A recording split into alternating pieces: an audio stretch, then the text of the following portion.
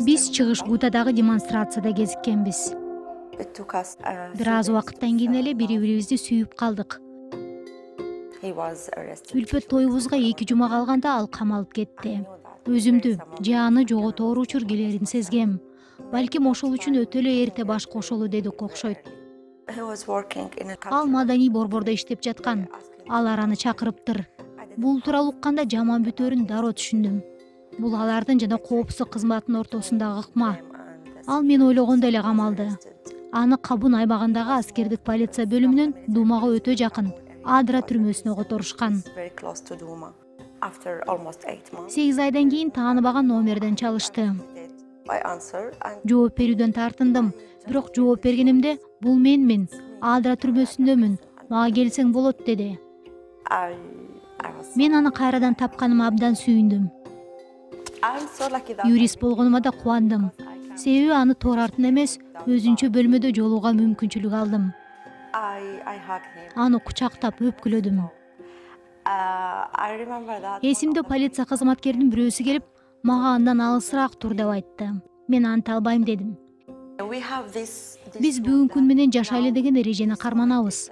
Ошентип биз Адра түрмөсүндө баш коштук. Кыш болчу.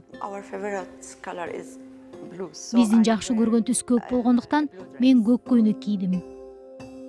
3 жыл бою жумасына 3 жолу ага каттап турдум. Ар бир барган сайын мен ага поэма жазып барчумун. Аны чөнтөгүмө, сумкама катып кирчүмүн.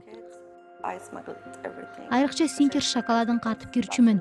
Себеби аны Бассель абдан жакшы көрчү.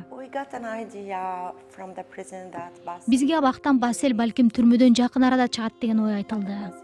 Бирок Бассель жамандыкты сезген. Ал мага мени алар өлтүргөнү жатат деди.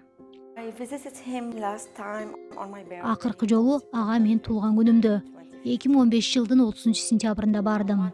Бийликтегилер менен жакшы мамиледе болгон юристтердин бирөөсү үйүмө келди. Ал мага таблетка сунуп, аны ич деп айтты. Көрсө ал мени тынчыткан таблетка экен. Аны ичкенден кийин таанышым Бассельди өлтүрүштү деди.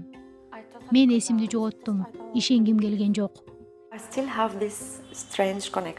Менде дагы Бассель менен бир кызыктуудай байланыш бар. Ал деле менин жашоомдогу ар бир кадамыма жардам берип, өбөлгө болуп шыктандырып турат. Британияга бекер окууга жолдомо алгам, бирок Сирияга жакын калууну чечтим.